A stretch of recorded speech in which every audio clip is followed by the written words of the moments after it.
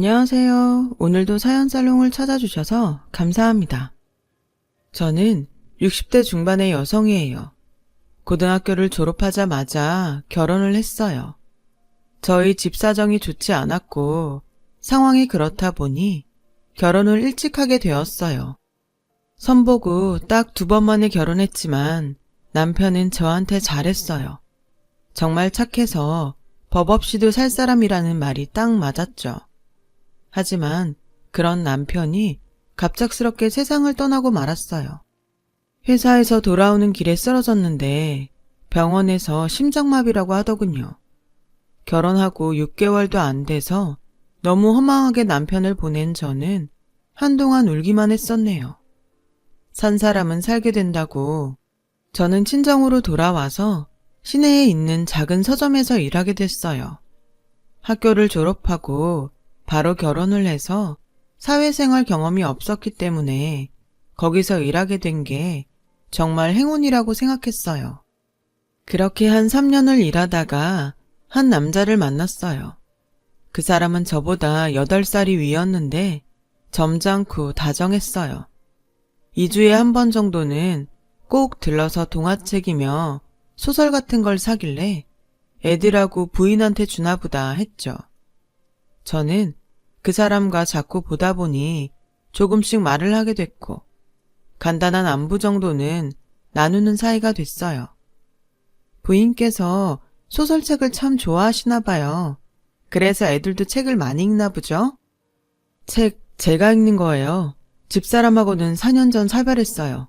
애들이 책 읽는 건 맞고요. 죄송해요. 그런 줄도 모르고 제가 쓸데없는 말을 했네요. 괜찮습니다. 모르고 하신 건데요. 라며 웃는데 정말 미안하더라고요.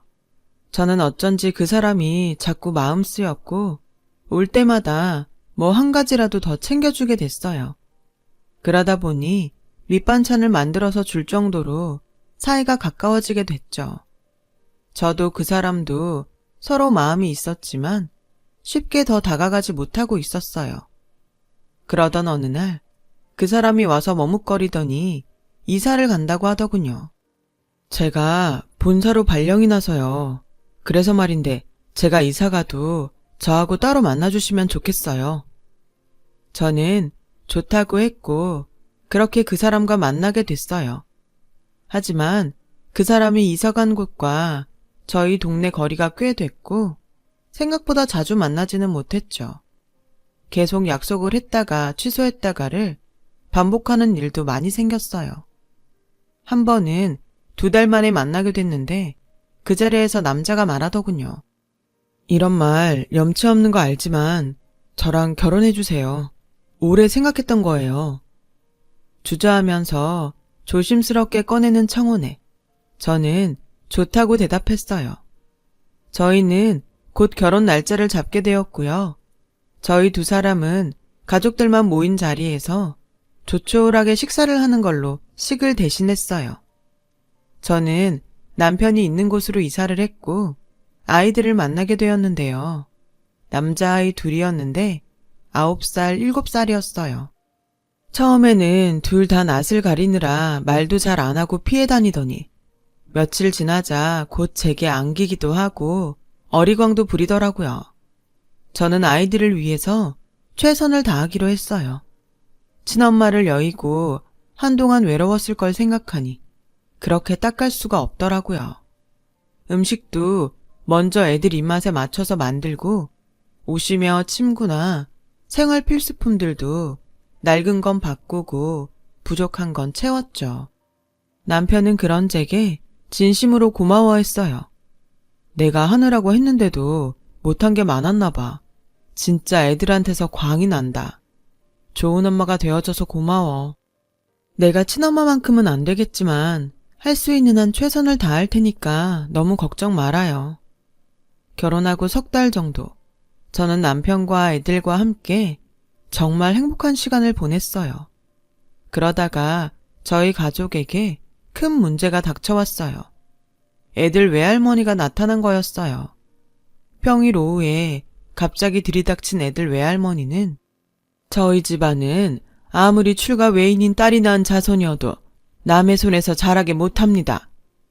라고 못을 박더니 바로 운전기사를 시켜서 애들 짐을 싸게 하더라고요. 저는 너무 놀라서 어쩔 줄 모르고 있다가 남편 회사로 전화를 했어요. 놀란 남편이 서둘러 집에 왔지만 이미 애들 외할머니가 짐을 다 챙겨서 간 후였어요. 회행하니 빈 애들 방을 본 남편은 허탈한 한숨을 쉬더군요. 사별한 남편의 아내는 꽤 잘 사는 집안 딸이었다고 해요. 그래서 남편과의 결혼도 결사적으로 반대했고요. 결혼 후에 아내가 친정의 발길도 끊고 살았는데 병으로 시한부 선고를 받고서야 다시 연락을 했다는군요. 애들 외할머니는 자기 딸을 데려다가 죽게 만들었다고 그렇게 남편을 원망했다고 하더라고요. 아내가 죽고 나서는 아이들을 데려가겠다며 그렇게 난리였고요. 견디다 못한 남편은 그 집 모르게 본사에 발령 신청을 내서 몰래 이곳으로 왔다는 거였어요. 웬만하면 당신은 모르길 바랬어. 괜히 신경 쓰게 하고 싶지 않았는데 이렇게 이사한 데까지 찾아내서 올 줄은 몰랐네.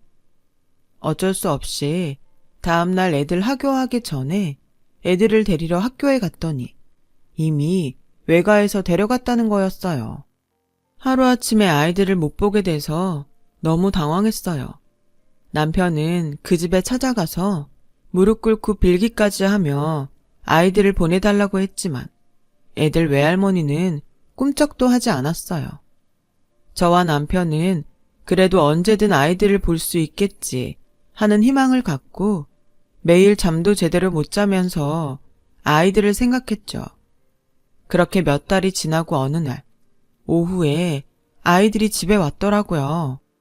성우야, 진우야, 이게 얼마만이야? 어떻게 지냈어? 왜 이렇게 말랐어? 아이들은 몇 달 만에 꽤 얼굴이 말라 있었고 그걸 보니 눈물이 나더라고요. 외할머니네 밥이 너무 맛이 없어. 엄마가 해주는 볶음밥 먹고 싶어서 왔어. 저는 큰애의 말을 듣고 두말 않고 볶음밥을 만들어서 아이들에게 주었고 애들은 정신없이 먹었어요. 저는 천천히 먹으라며 따뜻한 보리차를 주고 아이들 등을 쓰다듬었죠. 엄마, 나 외할머니네 가기 싫어. 여기서 살고 싶어. 외할머니네는 하면 안 되는 것도 너무 많고 마음대로 웃지도 못하게 하고 말도 크게 못하고 맨날 공부만 해야 돼. 라고 큰애가 말하자 작은애도 자기도 가기 싫다더군요. 그래, 아빠 오시면 엄마랑 아빠가 외할머니한테 얘기할게. 저는 남편에게 전화해서 애들이 와 있으니 집에 빨리 오라고 했어요. 그러면 난 먼저 애들 외할머니네 갈게. 애들 안 오는 거 알면 또 집으로 찾아갈 거 아니야. 내가 가서 확실하게 얘기하고 올게. 라며 걱정 말고 집에서 기다리라고 했어요. 하지만 남편이 애들 외가에 간 사이에 외할머니는 자기 집에서 일하는 사람들을 데리고 집으로 찾아왔어요. 애들이 여기 있고 싶다고 해요. 저도 아이들과 같이 있고 싶고요. 저희랑 같이 지낼 수 있게 해주세요. 이보세요. 제가 당신을 어떻게 믿어요? 피 한 방울 안 섞인 온전히 남인데. 그리고 이런 집에서 애들 뒷바라지 하나 제대로 할 수 있겠어요? 유학은 보낼 수 있어요? 정말 애들을 생각하면 저보고 얼른 데리고 가라고 해야 맞죠? 라는 애들 외할머니 말에 뭐라고 대답을 할 수가 없었어요. 다 너무 맞는 말이었으니까요. 그래도 어떻게든 잘 키워보겠다고 사정을 하고 있는데 남편이 돌아왔어요. 아이들 저도 잘 키울 수 있습니다. 제 핏줄이기도 해요. 무조건 데려가려고만 하지 마시고 저희를 좀 믿어주세요. 남편은 사정을 얘기했지만 아이들은 결국 외할머니에게 가게 됐어요. 애들도 안 가겠다고 울며 불며 난리였지만 운전기사와 다른 남자분이 한 명씩 끼고 안고 나가는데 어쩔 도리가 없었죠. 저희는 너무 속상해서 그날 아무것도 못하고 주저앉아 있기만 했어요. 남편과 저는 이사를 가지 않고 언제든 아이들이 돌아오기를 기다리기로 했어요. 그렇게 시간이 지나갔고 1년이 지나 저희 사이에도 딸이 생겼어요. 아기를 키우고 정신이 없는 중에도 외할머니네 간 아이들 생각이 나더군요. 내 아이를 키우게 되면 마음이 좀 덜해질까 했는데 오히려 이럴 때 애들은 어떻게 지낼까? 누가 애들이 울 때 달래줄까? 이런 생각이 나서 더 힘들기만 하더라고요. 딸아이가 2살이 되던 해의 어느 날 정말 갑자기 큰아이가 찾아왔어요. 안 본 새에 훌쩍 키가 컸지만 여전히 어리기만 했죠. 엄마, 밥 좀 주세요. 라는데 그저 눈물만 흘렸어요. 저는 아이가 좋아하는 볶음밥을 부랴부랴 만들었죠. 큰애는 볶음밥도 잔뜩 먹더니 아기를 보고는 자기 여동생이라며 좋아했어요. 주미야 안녕? 큰오빠야. 작은오빠도 있는데 오늘은 못 왔어. 다음에 꼭 같이 올게. 그때까지 잘 있어. 그 다음부터 두 아이는 한 달이나 2달에 한 번 와서 밥도 먹고 얘기도 하고 딸아이와 놀다가 가기도 했어요. 둘이 같이 올 때도 있었고 한 명씩 올 때도 있었죠. 저희 부부는 그렇게라도 아이들을 볼 수 있는 게 다행이라고 생각했어요. 남편은 얼른 승진해서 아이들을 데려올 거라며 일도 더 열심히 했죠. 하지만 두 아이가 중학생이 되고부터는 더 이상 볼 수가 없었어요. 큰아이부터 중학교를 서울로 보내더니 둘째도 중학교를 서울로 갔거든요. 더 좋은 환경에서 공부를 하게 된 건 잘된 일이었지만 아이들을 볼 수가 없어서 너무 마음이 아팠어요. 아이들은 서울에서 가끔씩 전화를 하며 저희가 보고 싶다고 했죠. 한 번은 딸애를 업고서 애들이 좋아하는 반찬을 싸서 서울에 가본 적이 있었어요. 집으로 찾아가면 외갓집 식구들이 못 만나게 할 것 같아서 학교 앞에서 잠깐 만나서 음식을 전해줬습니다. 아이들은 몰라보게 키가 훌쩍 커버렸지만 눈빛만은 어릴 때와 똑같았어요. 우리는 엄마하고 지냈던 시간들 못 잊어. 그때만큼 따뜻했던 시간이 없었거든요. 지금은 여기서 있지만 나중에 꼭 엄마 아빠 찾아갈 거야. 그래, 아빠도 너희 엄청 많이 보고 싶어 하셔. 다음에는 아빠랑 같이 올게. 저는 근처 식당에 가서 아이들에게 밥을 사주고 간식도 먹인 다음에 다시 학교로 들여보냈어요. 애들이 막 돌아서서 들어가는데 가만 보니 큰애 셔츠 소매에 단추가 떨어진 게 보이더라고요. 그게 자꾸 눈에 밟혔어요. 저는 잠깐만 기다리라고 하고 반지꼬리를 사다가 단추를 달아주었죠. 옷에 단추가 떨어지면 달아달라고 해. 단추 떨어져서 실밥 풀려서 다니면 보기도 안 좋고 잘못하면 옷도 다 상해. 엄마, 그럴게. 신경 써줘서 정말 고마워. 저는 아이들과 울면서 작별을 하고 집으로 내려왔어요. 남편한테 그 이야기를 하니 저한테 무척 고마워했죠. 아이들이 보고 싶다고 잠을 못 이루더군요. 저는 남편 손을 잡고 다음에 꼭 한번 같이 가자고 했어요. 하지만 그 다음은 영영 오지 않게 됐죠. 그동안 마음고생을 심하게 했던 남편은 무리해서 일을 하는 바람에 몸이 많이 상했어요. 제가 그렇게 신경 쓴다고 했는데도 병이 찾아오니 몸이 이기질 못하더군요. 어느 날 갑자기 쓰러진 남편은 간암 진단을 받고 다시 일어나지 못했어요. 저는 남편의 죽음에도 아이들을 부르지 못했어요. 외가에서 저와 만났다는 걸 알고 나서 이사를 가고 전화번호도 다 바꿨더라고요. 학교도 전학을 갔고요. 정말 왜 이렇게까지 해야 되나 이해가 되지 않았어요. 애들 외갓집이 원래 교수 집안에 대대로 물려받은 재산도 많다던데 그런 집이면 이런 식으로 자식과 아버지 사이를 끊어놔도 되는 건지요.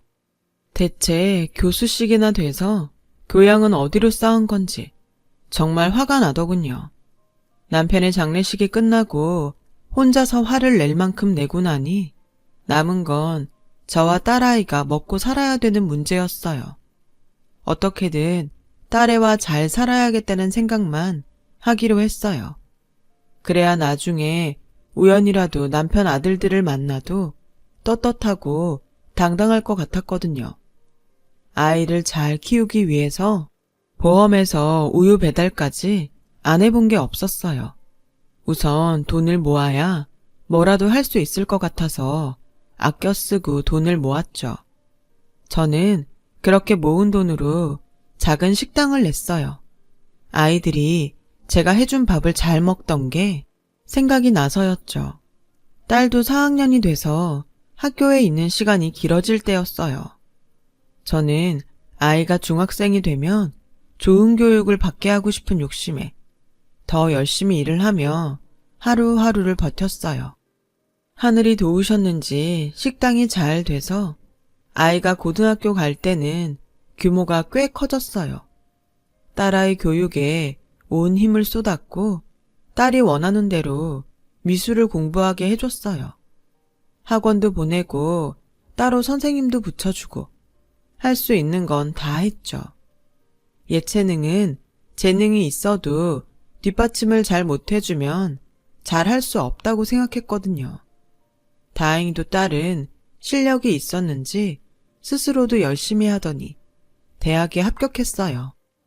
딸이 대학에 들어갈 무렵에 저는 몸이 약해져서 식당 주방에서는 손을 떼고 카운터만 보게 됐어요. 아빠도 없는 딸, 저까지 잘못되면 안 되지 싶어서 건강관리를 열심히 하게 되더군요. 딸은 대학을 졸업하고 대학원에 진학했고 그림 전시회도 하게 됐죠. 그런데 식당에 문제가 생겼어요. 음식이나 경영에 문제가 있는 건 아니었는데 제 식당 자리를 탐내는 부동산 업자가 문제였어요. 식당을 넓히면서 작은 1층짜리 건물을 산 건데 옆 건물을 사면서 제 건물까지 사고 싶어 하더라고요. 미안한데 저는 이 건물 못 팔아요. 제가 정말 피땀 흘려서 모은 돈으로 처음 산 거예요. 여기서 우리 딸 미술 공부시키고 대학 보내고 대학원도 갔어요. 그런 데를 제가 어떻게 쉽게 팔아요. 그리고 우리 가게 이래 보여도 단골도 많아요. 그러니까 더 좋은 데로 가셔서 장사하시라는 거죠. 그러면 단골도 더 많아질 텐데 왜 이렇게 고집을 피우세요? 제가 돈 드린다잖아요. 아니, 건물이 여기만 있는 것도 아니고 제가 안 판다는데 왜 그러세요? 다른 건물 알아보시면 되잖아요. 그렇게 돌려보냈는데도 자꾸 찾아오더군요. 그러더니 하루는 어깨가 떡 벌어진 무섭게 생긴 남자들까지 데리고 들어왔고 저는 너무 무서워서 경찰에 신고를 하게 됐죠. 일을 이렇게까지 만들자 저는 너무 화가 났어요. 내가 힘없는 아줌마 같아서 얕보는 것 같은데 그렇게 나 협박한다고 안 통하니까 그렇게 알아요. 라고 일부러 더 큰 소리를 치며 말했죠. 한동안은 나타나지 않아서 포기했나 했어요. 그런데 얼마 후 웬 모르는 남자가 불쑥 와서는 저에게 제 식당을 산 사람이라며 가게를 비워달라는 거였어요. 아니, 그게 무슨 소리예요? 여긴 내 가게고 제가 판 적이 없는데요? 무슨 소리세요? 저는 분명히 여기랑 옆 건물 주인이라는 사람한테 샀어요. 라고 계약서를 보여주는데 눈앞이 캄캄해졌어요. 분명 우리 가게가 맞는데 다 위조한 서류더라고요. 그 사람은 그 사람대로 자기는 돈을 다 냈다며 어떻게 해달라고 했지만 가게를 뺄 수도 없고 아무것도 해줄 수가 없었죠. 남자는 옆에 건물과 저희 가게를 다 헐고 새 건물을 지을 거라고 하더군요. 알고 보니 저희 가게 쪽에 건물을 다시 짓는 데가 많아서 부동산 투자를 하는 사람들이 눈독을 들이고 있었다고 해요. 부동산 업자가 비싼 값에 팔려고 했는데 그게 잘 안 되자 저뿐 아니라 주변 상가에까지 사기를 치고 어디론가 잠적한 거였어요. 이 문제를 어떻게든 해결해야 했죠. 주변에서 먼저 변호사를 만나라고 하더군요. 그런데 어떤 변호사가 좋은지 전혀 모르겠어서 무작정 나갔어요. 강남의 법원 주변으로 변호사 사무실이 많다는 얘기를 들었거든요. 그러다가 너무 익숙한 이름의 간판을 발견했어요. 바로 큰아들인 전성우라는 이름이었어요. 전성우 변호사 사무실이라는 간판을 보니 가슴이 막 뛰더라고요. 느낌에 큰아들이 꼭 거기 있을 것만 같더라고요. 저는 겨우 진정을 하고 혹시나 하는 마음에 사무실에 들어가서 직원에게 사정을 얘기하고 변호사를 만나고 싶다고 했죠. 작은 회의실에 들어가서 기다렸고 곧 변호사라는 분이 들어왔어요. 양복을 잘 차려입은 훤칠한 남자였는데 큰애가 맞았어요. 성우야, 너 성우 맞지? 그렇지? 엄마? 정말 엄마 맞아요? 라며 놀라서 제대로 말을 못하더니 기쁜 얼굴로 아니, 어떻게 절 찾으셨어요? 죄송해요. 제가 바쁘다는 핑계로 마음으로만 찾아야지 하고 있었는데 엄마가 절 먼저 찾아오셨네요. 나도 긴가민가 했는데 너 들어오는데 어릴 때 얼굴이 남아있어서 금세 알아봤어. 정말 대견하다. 이렇게 잘 커져서. 제가 정말 죄송해요. 엄마 찾지도 못하고 있었잖아요. 너희도 이사 가고 우리도 이사를 갔는데 찾는 게 그렇게 쉽겠니? 정말 꿈만 같아. 라며 한참이나 서로의 손을 붙잡고 얘기를 나눴죠. 그리고 나서 제가 변호사 사무실까지 오게 된 자초지종을 얘기했어요. 큰아들은 그 얘기를 듣자 바로 자기가 해결해 줄 테니 걱정 말라고 하더군요.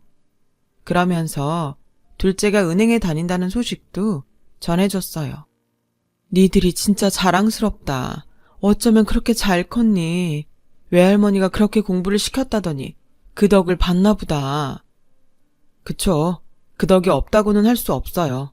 그렇지만 그 정도 공부는 엄마랑 아빠랑 있었어도 다 했을 거예요. 진우도 그러더라고요. 너무 숨이 막히니까 공부가 더 안 된다고요. 그래서 저희가 외할머니 떠날 수 있을 때 얼른 떠난 거고요.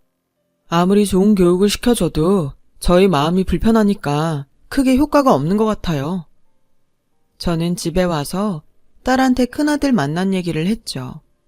딸도 어릴 적에 자기와 놀아줬던 오빠들을 기억하고 있었어요. 정말 어떻게 이런 일이 다 있지? 너무 신기하다. 엄마 가게에 안 좋은 일 생긴 게 다 오빠들 만나려고 그런 건가 봐. 라며 좋아했어요. 며칠 후 저와 딸은 아들들을 만났습니다. 서로 붙잡고서 반갑다며 눈물을 흘렸어요. 둘은 그새 다 결혼을 해서 아내와 함께 나왔더라고요. 제가 어떻게 대해야 될지 몰라서 머뭇거렸더니 큰며느리가 제 손을 꼭 잡아주더군요. 어머니, 말씀 많이 들었어요. 저한테 편하게 하세요, 어머니. 라는데 목이 다 메워왔죠.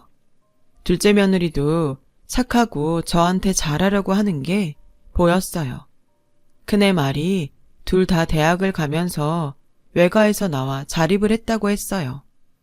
너희가 고생이 많았겠다. 그 집에 계속 있었으면 불편 없이 잘 지낼 수 있었을 텐데. 저나 형이나 외할머니 외삼촌들한테 감사한 것도 많지만 그래도 저희 인생은 저희가 개척해야죠. 거기서 평생 하라는 대로 하고 살 수는 없잖아요. 저희도 각자 꿈이 있는데요. 라며 둘째가 어른스럽게 말하는데 정말 세월이 실감났어요. 항상 형보다 볶음밥을 더 먹으려고 하던 아이의 모습은 보이지 않았으니까요. 엄마, 걱정 마세요. 그런 사기꾼 잡을 수 있을 거예요. 알아보니까 그런 식으로 사기를 친 게 몇 건 돼서 이미 경찰이 수배를 쳤더라고요. 혹시 가게 산 사람하고 법적 분쟁이 생기더라도 제가 다 알아서 할 거니까 마음 푹 놓으세요. 엄마 가게 뺏길 일은 없을 거예요. 정말 고맙다. 나는 너희랑 몇 달밖에 살지 못했고 그저 마음으로 니들이 잘 살기만 바란 것밖에는 없는데 이렇게까지 해주니 몸둘 바를 모르겠어. 라고 하자 둘째가 무슨 그런 말씀을 하세요. 저희가 가장 외로울 때 엄마가 오셔서 정말 좋았어요. 계속 엄마랑 살고 싶었는데 저희가 너무 힘이 없었죠. 힘이 없기는 엄마 아빠도 마찬가지였잖아. 미안하다. 아빠가 돌아가셨는데도 부르지도 못하고. 라고 하니 큰아들이 그런 말씀 마세요. 엄마 잃고 저희한테 집착이 심하셨던 탓에 외할머니가 너무 지나치셨던 거죠. 라며 저를 위로해 주더군요. 그날 저와 딸은 잃어버렸던 가족을 다시 찾았답니다. 그리고 서류를 위조해서 제 가게 건물을 판 사기꾼도 잡았고요. 다행히 건물을 산 사람이 조치를 취하기 전에 잡아서 저희는 그 사람과 별다른 문제 없이 지나갈 수 있었어요. 가게 문제가 해결된 후에 저희 가족은 다 함께 모여서 남편에게 성묘를 갔어요. 늘 저와 딸만 있는 자리였는데 아들들의 며느리들까지 함께하니 마음이 꽉 찬 것 같고 든든하더군요. 나중에 들으니 애들 외갓집은 여전히 잘 살긴 해도 외할머니 외삼촌 돌아가시고서 자식들이 서로 재산 다툼을 하다가 다 뿔뿔이 흩어졌다고 하네요. 그런 거 보면 그 집이 꼭 자식들 교육을 잘했다고만은 볼 수 없는 것 같아요. 애들이 왜 그렇게 거기서 나오고 싶어 했는지 좀 알 것 같기도 했죠. 그렇게 다시 애들을 만나고 서로 왕래하면서 산 게 벌써 10년이 다 돼가네요. 저는 여전히 가게에서 카운터를 지키고 있어요. 자식들이 이제 힘드니 그만 좀 하라고 했지만 저에게는 딸도 키우고 아들들도 만나게 해준 가게라서 쉽게 포기가 안 되네요. 제 힘이 남아 있을 때까지는 계속 가게를 꾸려가려고 해요. 제 얘기를 들어주셔서 다들 감사합니다. 모두 앞날에 좋은 일만 있으실 거예요. 다들 행복한 하루 되시길 기원할게요. 여러분, 사연 댓글에 응원과 현명한 조언 부탁드려요.